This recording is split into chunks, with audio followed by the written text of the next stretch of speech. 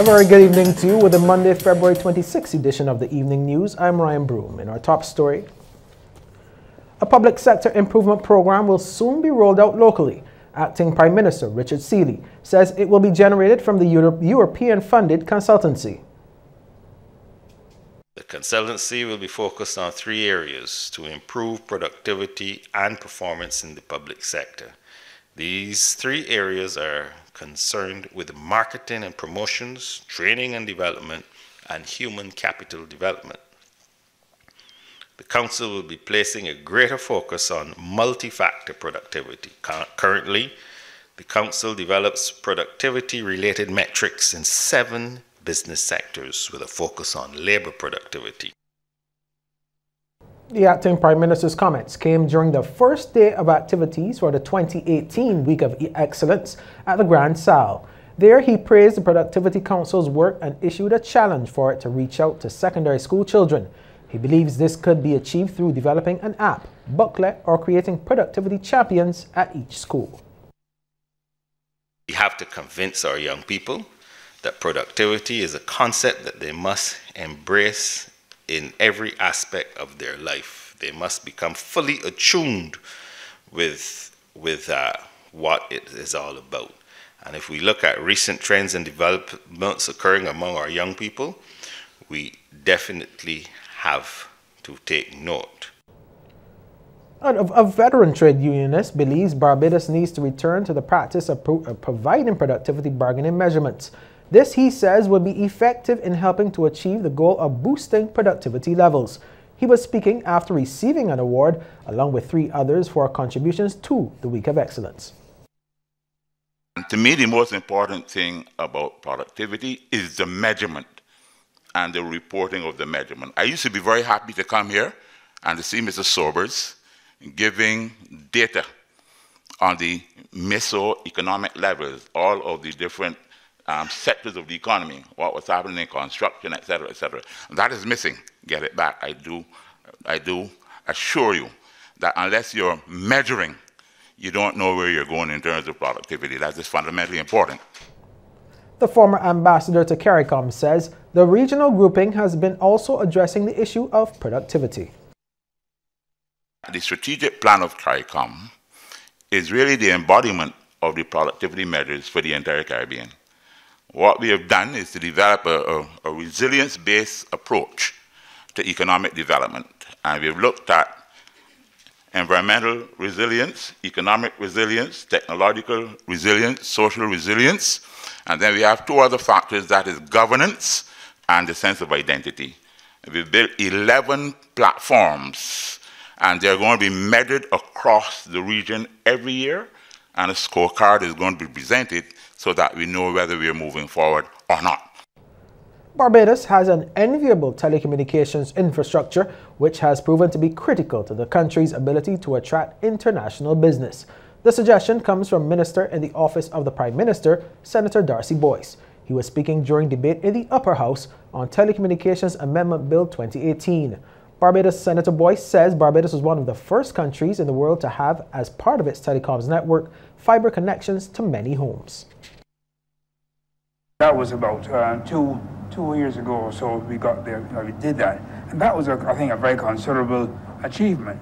Of course, the second company is not going to get left behind. They have also made the investment and moving the fiber past most of the houses as well. And that helps us to build the quality of infrastructure which is so necessary for us when we try to sell foreigners on using our international business, using Barbados as an international, as a jurisdiction, international business services. Now, speaking specifically about the Telecommunications Amendment Bill 2018, Senator Boyce says changes were required to make the legislation more comprehensive. Sections 72, 75, 76, and 77 of the Telecommunications Act gives the minister responsible for telecommunications certain authority over inquiries into and matters related to misuse or abuse of licenses under the Act. But those sections do not extend to licenses or anything to do with the regulations that are made under the Act. And for good order, the Chief Parliamentary Counsel's office has advised that we should make sure that the body of the Act also covers licenses or things done under the rules or regulations made under the Act. Amid what it calls the rhetoric from the opposition as Barbados prepares for the announcement of a date for general elections, the Democratic Labour Party is telling Barbadians the facts speak for themselves. We hear more in this report from Kishmar Sinjis. From claims of corruption to suggestions that government is moving to create a police state. These were but some of the rhetoric Attorney General and Minister of Home Affairs Adriel Brathwaite says is coming from the opposition. To counter these, he is telling Barbadians to fact-check the statements made by the Barbados Labour Party. Some people, irresponsible, like to get on social media and send up things because they not want to go up there, they don't have to pull them back. Yesterday, I was happy to receive $1.8 million in aid from the government of Japan, went to the Department of Emergency Management and other sectors of government. 1.8 million. And I said, I am so happy that now this equipment green. The AG was among the speakers at the opening of the branch office for DLP candidate for St. Michael East, Nicholas Allen. He was critical of Trevor Prescott, suggesting the opposition parliamentarian is now out of ideas. He called on the electorate to examine his and the BLP's accomplishments over the years. Look here in St. Michael East, examine Trevor, see what Trevor has accomplished. See the number of years that he's been there. Weigh him in the scale, and I'm saying to you, you cannot find the scale balance. He is wanting. There is no reason to take him back. There's nothing original he can come up with.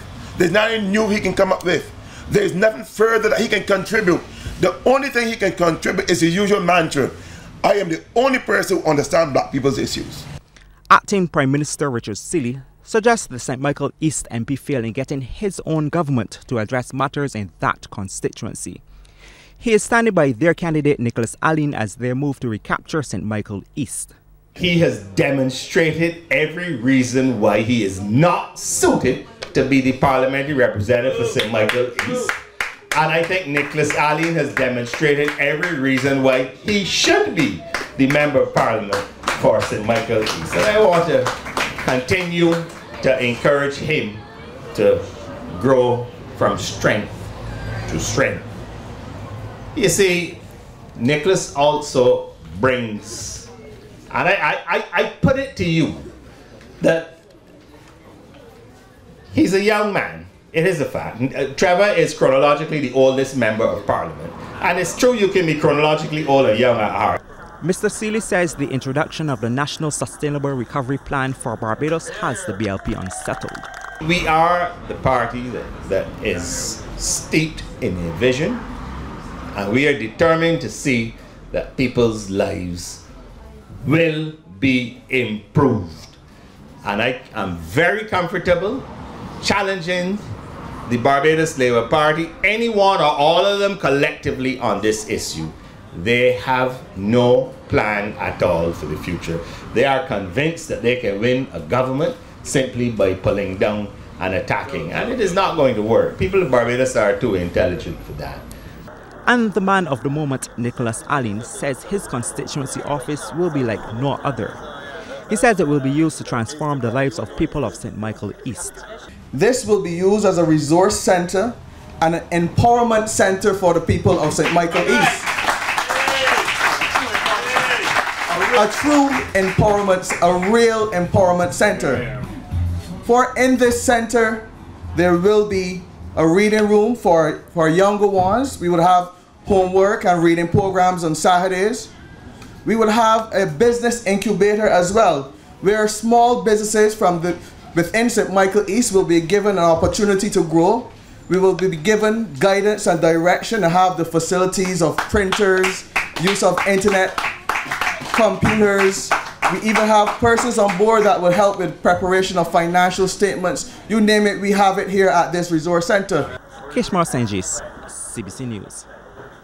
Thanks, Kishmar. Democratic Labour Party candidate for St. Michael North, Kim Tudor, has pledged to work with residents to rebuild those sections of the constituency which have fallen from the position of prominence they once had. But she has acknowledged that she can't do it without the help and direct input of the residents. Ms. Tudor was speaking during an interactive session at the Gazette's Resource Centre. She told the meeting that the youth cannot have a future if people continue to speak about the constituency and the legacy it had in the past tense. Hear from you, and as Kevin said, what we can build together. So this evening, I want for us to identify the concerns in the area. What are the concerns that you're experiencing? What are the concerns that you have? And certainly not only concerns, but what are your dreams and aspirations? What do you want to achieve for Gazette, for Phillips Road, for all of these areas, for St. Michael North as a whole? What do you want to achieve? And let's list them. That's why we have a flip chart right here. Let's list them down. And not only list them down, we have to prioritize, because we can't deal with everything at one time. So we have to come up with a list of priorities. The priorities aren't my priorities. The priorities are your priorities. But once we have that list of priorities, we will see how we can work together as a community. The Blackman Gallup Primary School at Staple Grove Christchurch will reopen on Wednesday, February 28th, instead of tomorrow, Tuesday, February 27th, as previously stated. According to the Ministry of Education, this is to allow for the completion of industrial cleaning of the school building following its closure for most of last week because of environmental problems in the area, specifically cow itch.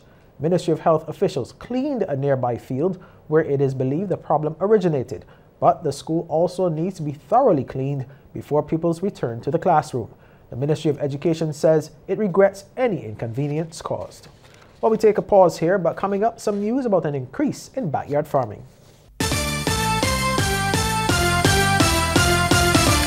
Welcome back. A male cyclist is in hospital in serious condition tonight after colliding with two vehicles on University Hill this evening. CBC understands that around 10 minutes to 4, the cyclist was riding in a westward direction down University Hill when he became involved in a collision with a car traveling in the opposite direction. The bicycle ricocheted and struck a second vehicle before coming to a stop. When CBC visited the scene, police could be seen conducting their investigations and directing traffic. The rider was already taken to hospital. All the importance of youth in agriculture and backyard farming to Barbados' economic growth were stressed during this year's AgriFest. This was done as Minister of Housing and Lands Dennis Kelman led a tour of the various agricultural and farming products being showcased and for sale. We get more now in this Kent Jerson report. From plants to livestock, food, and much more, AgriFest 2018 highlighted many of the various aspects of local agriculture, taking in some of what many of the producers had to offer over the weekend was Housing and Lands Minister Dennis Kelman. He was particularly pleased with the level of involvement by young people. Well, I'm very happy to see that the youth, that they have responded to what we have been saying at RDC, because as you know, we have been touting the idea that it is the youth that will have to make the change. And one point, every time I see a young man or a young woman or anybody growing something, that is increasing the growth of Barbados. The minister says it appears people are buying into the idea of backyard farming. People are keeping the animals like how our foreparents used to keep animals. They're utilizing the back spaces over the back of the house and so on to plant the vegetables, the fruits and so on. And all of this is being encouraged through rural. This is something that we have set up funds to do. And we look forward for people to continue to get the support, recognizing that once they grow, they will be able to sell the produce and they will be able to pay the loans, because that is very important, because once they repay the loans, then we have more money to lend, and then there are more persons that we can afford to help. The Rural Development Commission also launched a new initiative called Grow What You Eat. It's intended to, among other things, help reduce the country's significant food import bill and level of chronic non-communicable diseases. RDC Acting Deputy Director Annette Clark explains. It was thought that if persons now grow fresh food and eat what they grow, then you may find that people will be more healthy. Therefore, we are pushing we're asking people to grow things like vegetables and fruits, raise livestock, go more organic, and look at utilizing whatever you have to grow something. The implementation will involve outreach programs through schools, community groups, churches, and other organizations. Kent Jerson, CBC News. Thanks, Kent. Well, Barbadians are showing a marked interest in Chinese culture, and a senior official at the Chinese embassy here is pleased with the development. Ambassador Extraordinary and Plenipotentiary Zhang She-U-Sheng made the observation during the just concluded Fish and Dragon Festival. Our Lisa Broom has more. This is the fourth year that the Fish and Dragon Festival has been held in Barbados. According to Ambassador Zhang, it was conceptualized in conjunction with the Central Bank of Barbados and in its first few years was held at the Church Village Green in Bridgetown. Well, this year, the festival, which marks the beginning of spring as well as the start of the Chinese New Year, was held for the first time at the Garfield Sobers Gymnasium. And Ambassador Zhang says he is pleased with the turnout. This is with Chinese culture. I see more and more Barbadians friends come to the festival to experience Chinese culture. I'm glad to hear that, to see that. Barbadians, including entire families, turned out in their numbers for the weekend festival, in spite of the rain and other activities that were on elsewhere. Minstrel performances, acrobats, as well as other cultural acts took centre stage. And from all indications, the patrons were not disappointed with what they saw and took part in. It was very interesting to see other culture dances and stuff like that. They're like the Eastern traditions and the beliefs. My wife likes that, so that always attracts us. The acrobat section is very good. I enjoy the guys doing the spin on his head, the bowl. But that aspect I really do enjoy. Aja is one of the organizers. He was skeptical of the outcome given the changes this year, but he too is satisfied. We move a street festival into indoors setting, and I felt that also with AgriFest, that the crowd will be small and it would not have the same feel. Bearing that in mind though, I said I'm going to try to make it as interactive as possible. Hence, we transferred the whole setup from Church Village Green onto the court, meaning the booths, the food, everything. On top of that, then we added the table tennis and the road tennis, and it turned out exactly how it happened. I mean, people stayed on the court. They let the children loose on the court. The booths work. The people come and collect the books and so on. Aja says, given this year's success, a decision will have to be made about the location next year. Lisa Broom, CBC News. Thanks so much, Lisa. Well, still to come, a look at some of the stories making headlines across the region.